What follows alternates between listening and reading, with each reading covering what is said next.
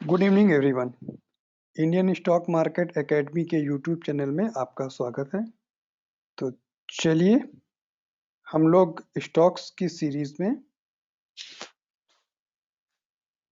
एक नया स्टॉक शुरू लेते हैं, HPCL। वैसे थोड़ा सा आप लोगों को चैनल के बारे में बता देते हैं कि हम लोग इस चैनल में वीकली और डेली बेसिस पे निफ्टी और बैंक निफ्टी का आउटलुक देते हैं, और स्टॉक्स में जो स्टॉक ब्रेकआउट कर चुके हैं या करने वाले हैं मिड टर्म या लॉन्ग टर्म के लिए, जो स्टॉक अच्छे लगते हैं उन्हीं अपने इस चैनल में उसकी कंप्लीट एनालिसिस करते हैं। अब कंप्लीट एनालिसिस का मतलब हो गया कि हम उसकी डेली टाइम फ्रेम पे, वीकली टाइम फ्रेम पे और मंथली टाइम फ्रेम पे उसकी एनालिसिस करते हैं। तो चलिए, जो स्टॉक आज के लिए सेलेक्ट किया है उसका नाम है HPCL, Hindustan petroleum corporation limited. तो ये इसका डेली टाइम फ्रेम का चार्ट है। तो अगर हम अभी इस चीज को देखें तो ये 50 मूविंग एवरेज, 100 मूविंग एवरेज और 200 मूविंग एवरेज तीनों के ऊपर चल रहा है। लास्ट वीक काफी गिरावट आई, उसके बावजूद भी इसने 200 मूविंग एवरेज को बचाया है। तो इस चार्ट के हिसाब से अगर हम देखेंगे तो स्टॉप लॉस इसका होना चाहिए 234 रुपए। तो डेली चार्ट पे के हिसाब से 234 रुपए का स्टॉप लॉस के साथ में इसमें बाइंग की जा सकती है, और आने वाले कुछ दिनों में ये पहले 254, 252 से 54 और उसके बाद ये 260 के लेवल तक जाता हुआ दिखाई देता है। स्टॉप लॉस को स्ट्रिक्टली फॉलो कीजिएगा। तो ये जो एनालिसिस है ये डेली टाइम फ्रेम के हिसाब से, इस चीज का ध्यान रखिएगा। मार्केट में हैवी गिरावट की गुंजाइश बनी हुई है, लेकिन अब HPCL को ही क्यों सेलेक्ट किया, क्योंकि HPCL एक ऑयल मार्केटिंग कंपनी है, और क्रूड ऑयल के नीचे जब होता है तो ये ऊपर जाने की इसकी संभावना होती है। तो पिछले कुछ महीनों से, 1 से 2 महीने के अंदर क्रूड ऑयल $120 से नीचे आके $72, $73 तक ये नीचे आया है। नाइमेक्स की बात कर रहे हैं। तो वैसे ही अब देखेंगे अक्टूबर नवंबर में इसने लो लगाया और फिर ये ऊपर की तरफ जा रहा है।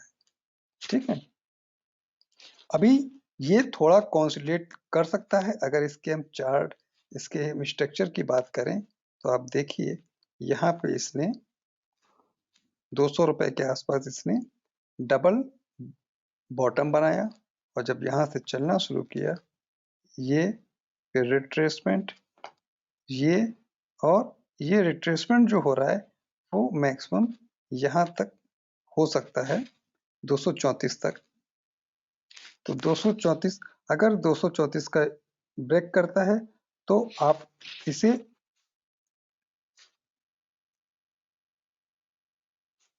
एग्जिट कर लीजिएगा। अगर हम अदरवाइज अगर ये 234 का स्तर ब्रेक करता है तो फिर ये नीचे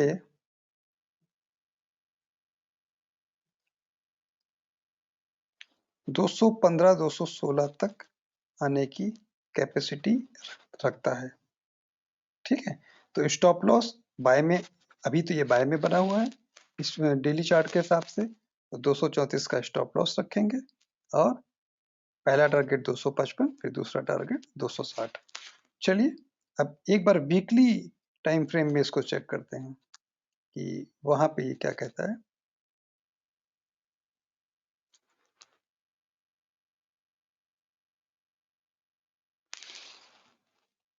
yes,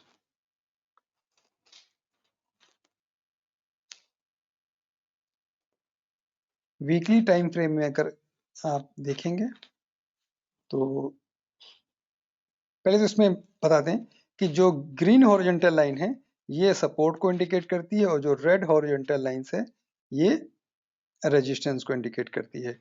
light brown line 50 moving average, pink line 100 moving average और dark brown line 200 moving average को इंडिकेट करती है।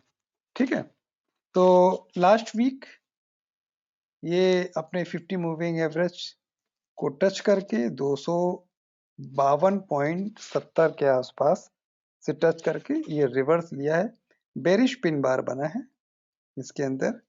तो ये मतलब ऊपर जाने पे इसको स्ट्रॉन्ग रेजिस्टेंस जो है 250 के आसपास फील कर रहा है।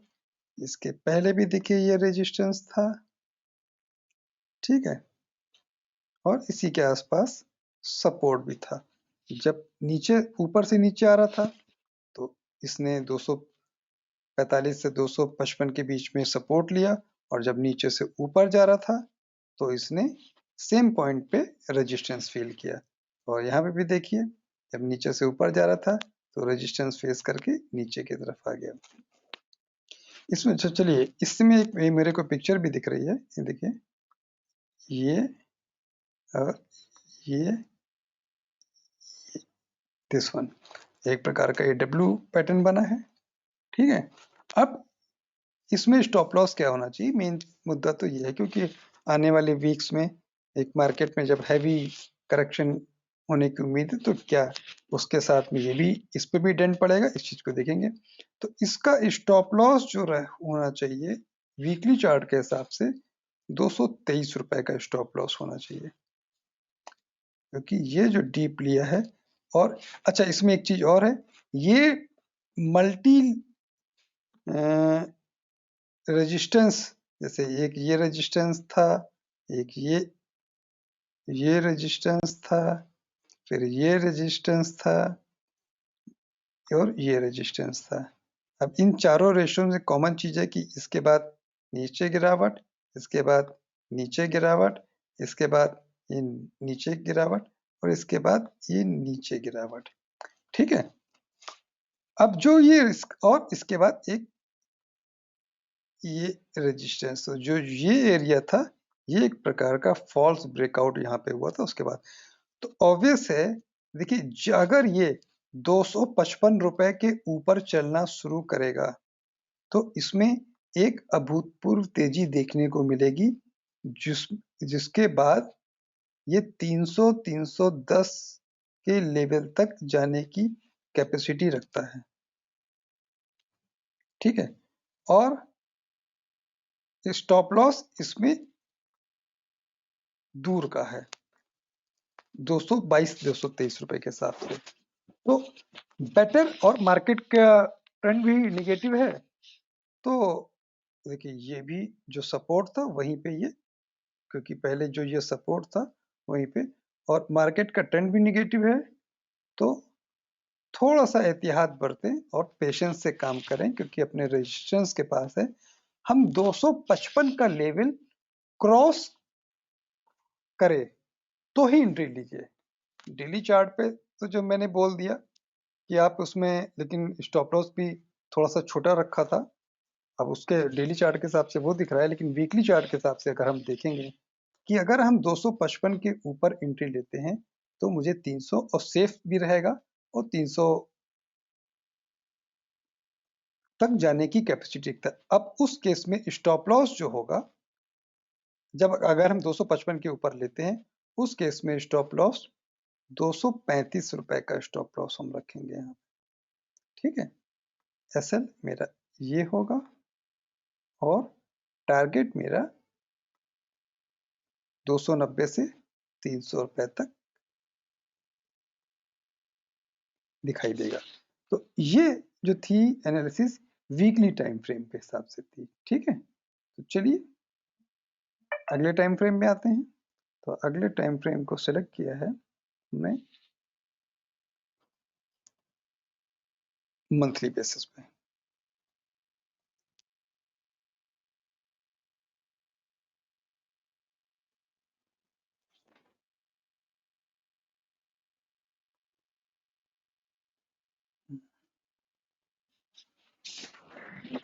यस।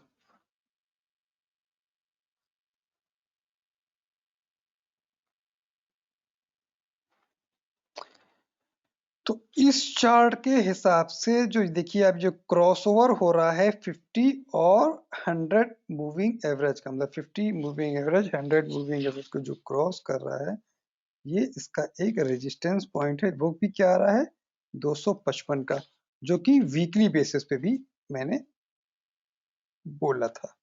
ठीक है, इसमें भी हम, और इसके हिसाब से फिर इसके बाद ये कहाँ तक जाएगा, एटलीस्ट 300 से ये है 330 तक का, ये हमारा टारगेट होगा।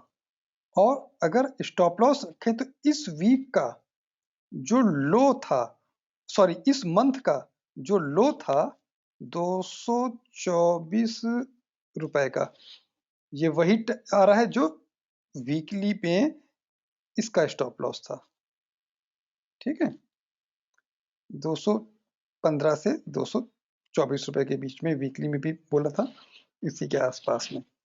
तो इसके नीचे, तो इसमें भी हमें ऐसा करें, थोड़ा सेफ साइड कर लेंगे, तो हम 218 का स्टॉप लॉस के साथ, 224 ही रखिए, 224 के स्टॉप लॉस के साथ हम लोग एंट्री करेंगे, और फिर टारगेट मेरा 330 का रहेगा। लेकिन ये कंडीशनल बाय है, जब 255 के ऊपर जाए। ठीक है, 255 के ऊपर जाए तब, उस केसेस में। तो अगर उस केसेस में रखना है तो स्टॉप लॉस आपका थोड़ा बड़ा क्यों करो, फिर आप स्टॉप लॉस आप रख लीजिए 200, इस पॉइंट को लेते हैं 234 मंथली चार्ट के हिसाब से। अब चलिए आप फाइनल हो गए मंथली चार्ट के हिसाब से। अगर हम 255 के ऊपर एंट्री लेते हैं तो 234-35 का स्टॉप लॉस लीजिए, टारगेट 310 से 330 तक के जाने की इसकी संभावना है। इस चार्ट में एक बहुत इंटरेस्टिंग चार्ट पैटर्न है, अगर आप लोग मेरे पहले के वीडियो देखे होंगे और उसको अच्छे से एनालिसिस करेंगे तो आपको एक पिक्चर देखिए, इसमें आपको दिखाते हैं। ये मंथली चार्ट है, ध्यान रखिएगा, ये और ये। ठीक है, क्या हुआ यहाँ पे, डबल बॉटम बना, और उसके बाद ये ऊपर गया 230 पे, यहाँ भी रेजिस्टेंस था, 230 पे यहाँ भी रेजिस्टेंस था। क्लियर, डब्ल्यू बन रहा है, कोई दिक्कत नहीं।